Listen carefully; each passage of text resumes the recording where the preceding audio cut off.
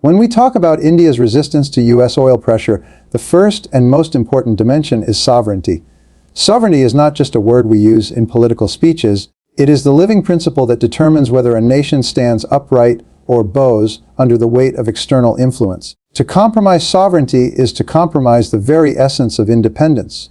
It is to accept that decisions about your economy, your people, and your future can be shaped by someone else's interests. That, in essence, is no independence at all. It is dependence disguised under the illusion of choice. Every nation faces moments where it must decide whether it will choose convenience or principle, and often, the choice for convenience is tempting. It promises short-term relief, less friction, smoother relations.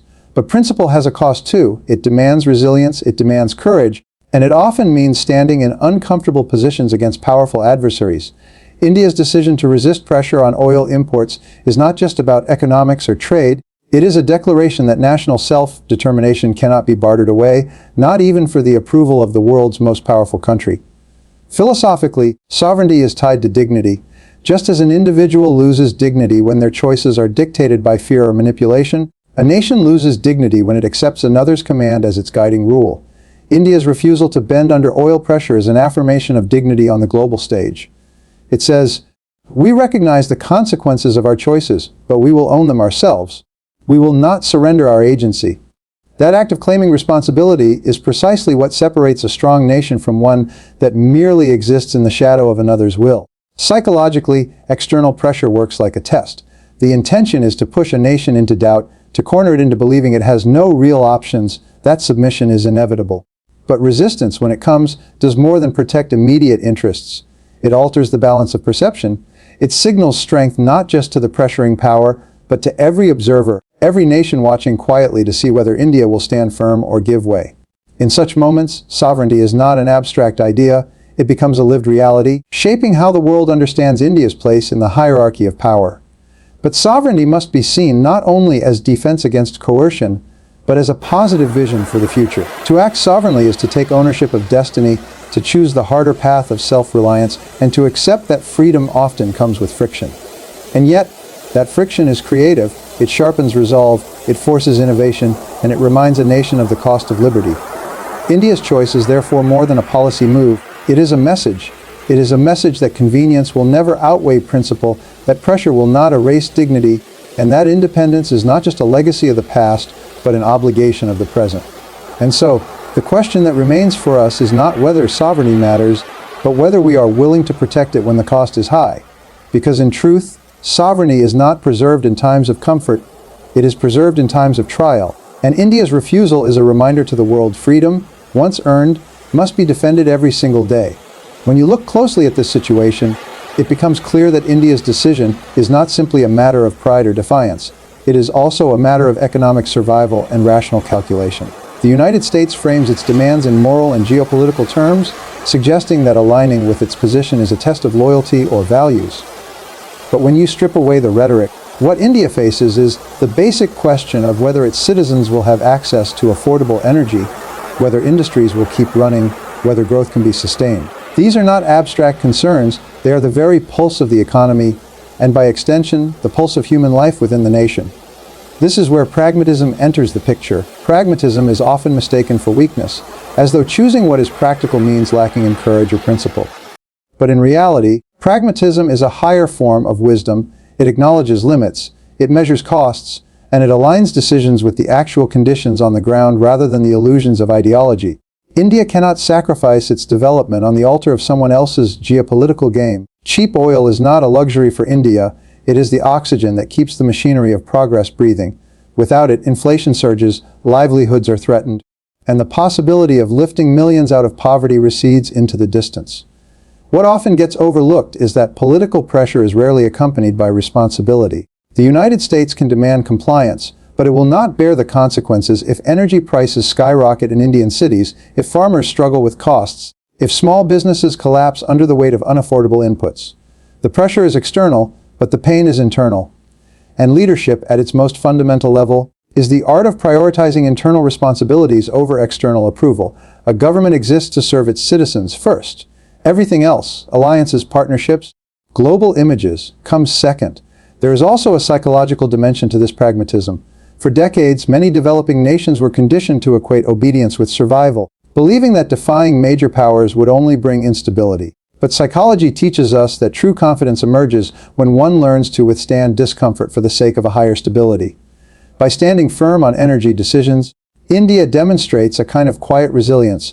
It communicates that the well-being of its people is not up for negotiation, no matter the intensity of outside pressure. That kind of stance doesn't just protect the present, it builds credibility for the future. Philosophically, the balance between pragmatism and pressure is a reminder of what freedom actually means.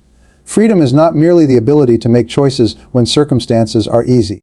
It is the ability to make necessary choices even when the world disapproves, to act according to what sustains life and progress rather than what flatters external powers. True freedom always has a cost, and that cost is often paid in the discomfort of resistance. India's pragmatism is therefore not a retreat from principle but its embodiment. It is the recognition that principles only matter when they are applied to the real needs of real people. It is the wisdom to say, we will not gamble with the livelihoods of millions to win applause abroad. If we step deeper into this discussion, we cannot ignore the psychological layer behind international power struggles. When a powerful nation applies pressure, it is rarely just about resources or trade. It is about psychology. It is about testing the will, probing for weakness, and instilling the sense that resistance is futile. The goal is to create compliance not through persuasion, but through intimidation. And yet, history and psychology both show us that once intimidation is met with calm resistance, the entire equation begins to shift. Power, after all, is not only material, it is also perceptual. Think of it on the level of the individual.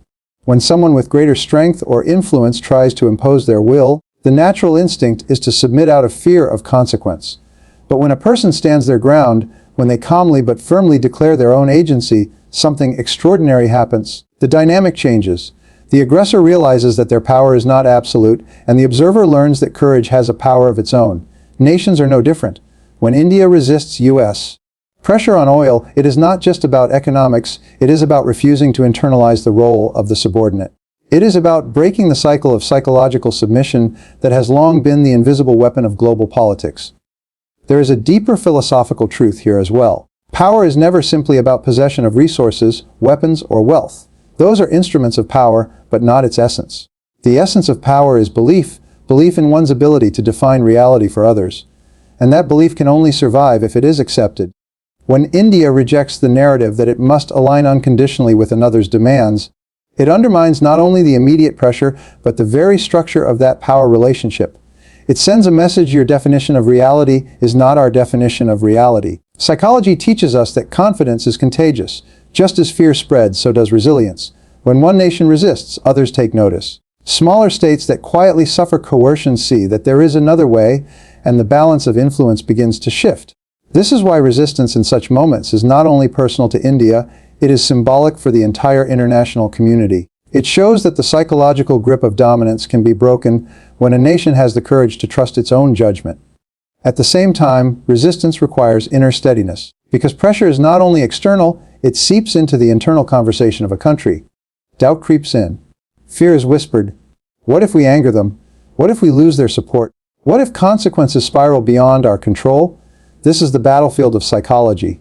And it is in this battlefield that true leadership is revealed. Leadership is not just about negotiating with others, it is about holding firm against the tide of internal fear. India's stance is therefore more than strategic, it is profoundly psychological. It proves that the most powerful act is not submission to pressure, but the refusal to let fear dictate action. In that refusal, new space for dignity and independence is created.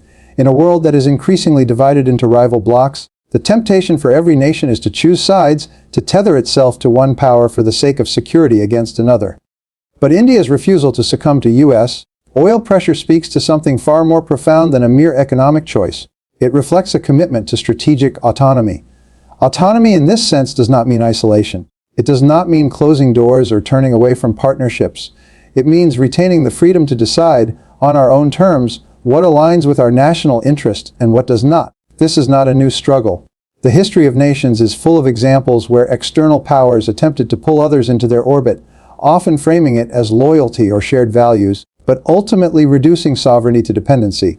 The Cold War was perhaps the clearest example of this polarization, where smaller nations were expected to pledge allegiance to one camp or the other, whether or not that choice truly served their people. India's philosophy of non-alignment during that era was not indecision, it was wisdom. It was the recognition that in a polarized world, the only way to preserve dignity is to refuse to become a pawn in someone else's game. That same principle is alive today, only in a different form. Philosophically, strategic autonomy represents the highest form of independence, because it is not independence in isolation, but independence within interdependence. Every nation must engage with the world. No country today can stand alone and thrive, but the difference lies in how one engages. Do we engage from a position of choice, or from a position of compulsion? Do we trade because it serves us, or because we fear the consequences of refusal? These questions define whether engagement strengthens a nation or weakens it. Psychologically, autonomy builds confidence. A nation that consistently makes its own decisions, even under pressure, develops the inner strength to face uncertainty without panic. And this is crucial because the world of geopolitics is filled with uncertainty, wars, sanctions, shifting alliances, sudden crises. If a country's entire foundation rests on pleasing a more powerful patron, then it will crumble the moment that patron withdraws support. But if the foundation rests on self-determined choices, then even storms can be endured. For India, resisting oil pressure is not just about oil. It is about signaling that its path will not be dictated by fear of disapproval or threat of punishment. It is about telling the world that engagement will happen, partnerships will happen, but always in a way that reflects India's own balance, its own timing, and its own priorities. That is the essence of autonomy, choosing balance in a world addicted to extremes. And so, India's stand becomes more than a policy, it becomes a philosophy for all nations that wish to preserve dignity in a divided world. Strategic autonomy is not the easy path, but it is the only path that secures real freedom. At the heart of this debate lies something even deeper than sovereignty, pragmatism, or strategy. It is the question of moral responsibility. A government is not first and foremost accountable to foreign powers, nor to global institutions, nor even to the applause of the international community. Its first and highest responsibility is to its citizens. That is the very foundation of governance, to secure the well-being of the people it represents. And when we place the issue of U.S. oil pressure under this lens, the truth becomes undeniable. India cannot prioritize foreign approval over the daily survival and prosperity of its own people. Energy is not an abstract commodity. It is food on the table, it is transportation for workers, it is fuel for farmers, it is electricity for students studying late at night. When energy becomes expensive, it is not simply a statistic, it is the erosion of opportunity, the quiet suffocation of livelihoods, the slowing of progress that millions depend on. So when a nation resists external pressure in order to keep energy affordable, it is not acting out of selfishness, but out of the highest form of responsibility. It is saying, our citizens come first, their stability, their futures, their dignity. These matter more than conforming to demands that do not share in our burdens. This is not to dismiss alliances or partnerships, but we must recognize that alliances do not feed the hungry. Partnerships do not automatically lower fuel prices. Approval from abroad does not guarantee the farmer a fair harvest or the worker a stable job. These things are secured by policies rooted in responsibility to those who live within the nation's borders. And the most responsible choice a government can make is the one that safeguards the essentials of life, even if it invites criticism from those who do not have to live with the consequences. There is also a philosophical layer here. Responsibility is not about avoiding blame, it is about carrying the weight of consequence. A true leader does not make decisions to be admired.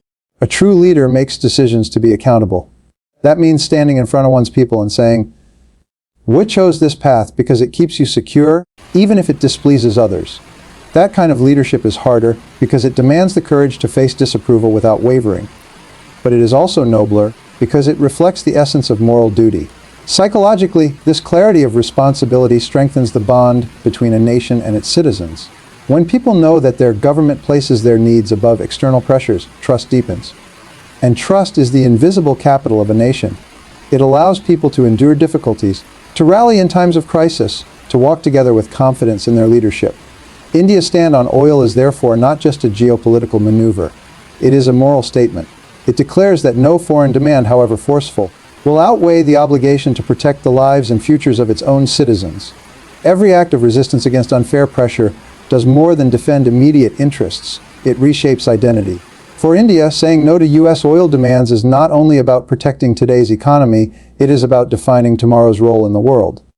Each decision taken under pressure is a signal, a declaration of who a nation is becoming, And in this moment, India is choosing to be seen not as a follower of global power, but as a force that acts on its own vision, its own judgment, and its own values. Identity on the world stage is never handed out freely, it is earned. Nations that consistently bend under pressure are quickly categorized as dependents, useful but never respected.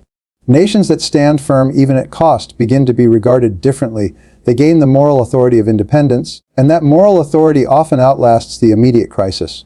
By refusing to compromise its energy choices, India sends the message that it is not merely reacting to global events, but actively shaping the conversation around them. This is how leadership is born, not in moments of comfort, but in moments of resistance. Philosophically, identity is always forged in struggle.